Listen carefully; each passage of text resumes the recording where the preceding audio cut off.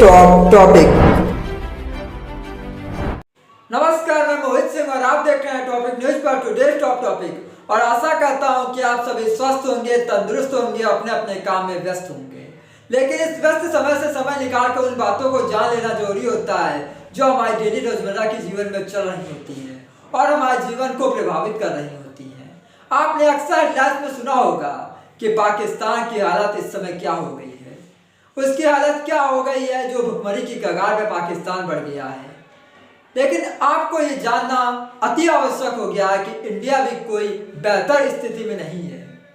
दरअसल जिस पाकिस्तान से बराबरी करता है, क्षेत्रफल की दृष्टि से तो वो छोटा है ही, लेकिन उसका जो 100 रुपये है वो भारत के 36 रुपये के बराबर है। तो ये समझिए कि अगर वो आपसे कहते हैं कि वहाँ पेट्रोल जो है 215 रुपये में चल रहा है, मतलब ये समझिए कि वो पेट्रोल जो है 80 रुपये के आसपास है। 80 क्या, उससे भी कम, यानी कि 75 से लेके 80 के बीच में ही चल रहा होगा, तकरीबन यही आंकड़ा निकलेगा कैलकुलेट किया जाए तो। लेकिन इंडिया में पेट्रोल की क्या स्थिति है ये तो आप बेहतर जानते होंगे। ऐसे ही कई चीजें हैं जिन्हें लेकर वार पलटवार किया जा रहा है। बड़ी बड़ी हेडलाइन चलाई जा रही हैं कि पाकिस्तान भुखमरी की कगार पर, और इंडिया में देखिए क्या हो रहा है। इंडिया में जो चीज 30 से 40 रुपए किलो मिल रही है वो पाकिस्तान में 133-34 रुपए के पार पहुंच गई है। तो दरअसल सर उसका रुपया भी तो देखिए आपका। अगर आप डॉलर से मुकाबला क्यों नहीं करते हैं, आप अमेरिका से मुकाबला क्यों नहीं करते हैं, आप चीन से मुकाबला क्यों नहीं करते हैं।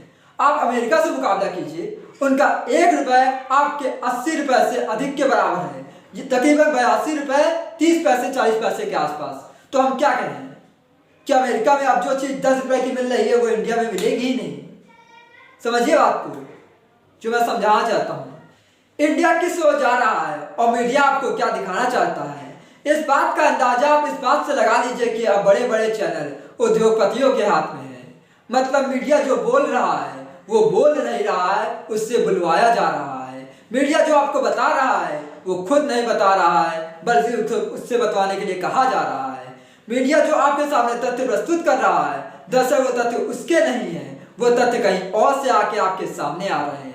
मतलब हाथ हमारा है और काम किसी और का है। चलिए इस मुद्दे की तरफ न जाते हैं, जो हमारा मुद्दा था उसकी तरफ आते हैं, यानी कि भारत और पाकिस्तान की महंगाई को लेकर।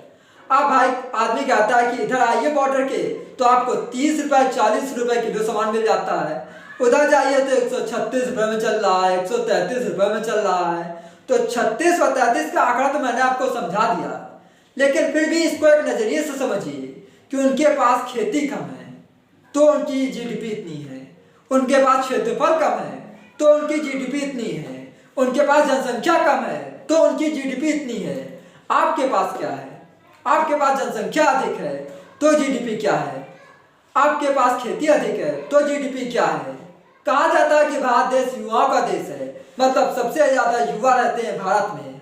लेकिन क्या कहा जाए, इन युवाओं का क्या फायदा जब इनके हाथ में रोजगार ही ना हो।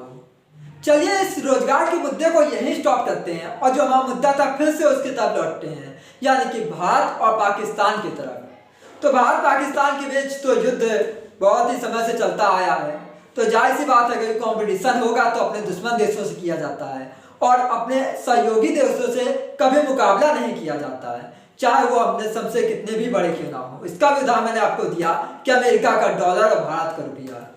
भैया चीन से तो चलिए आपकी दुश्मनी है, उससे क्यों नहीं बराबरी करते हैं।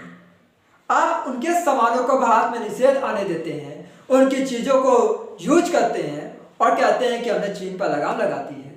आज चीन का व्यापार जो है भारत पे पूरी तरह हावी हो गया है। अगर चीन ने कल कह दिया कि हमारा कोई सामान भारत में नहीं आएगा तो आप क्या बताइए कि आप बिना चीन की चीज़ों को यूज करे रह सकते हैं। आज आपके रोजमर्रा जीवन में ऐसी कई चीज़ें हैं जो चीन के हाथों बनाई हुई हैं और आप उनका यूज करते हैं। क्या आज हमारा लगभग दैनिक कार्य चीन की बनाई हुई वस्तुओं से घिरता जा रहा है, चाहे वो मोबाइल ऐप्स हों या रोजमर्रा की गाड़ी।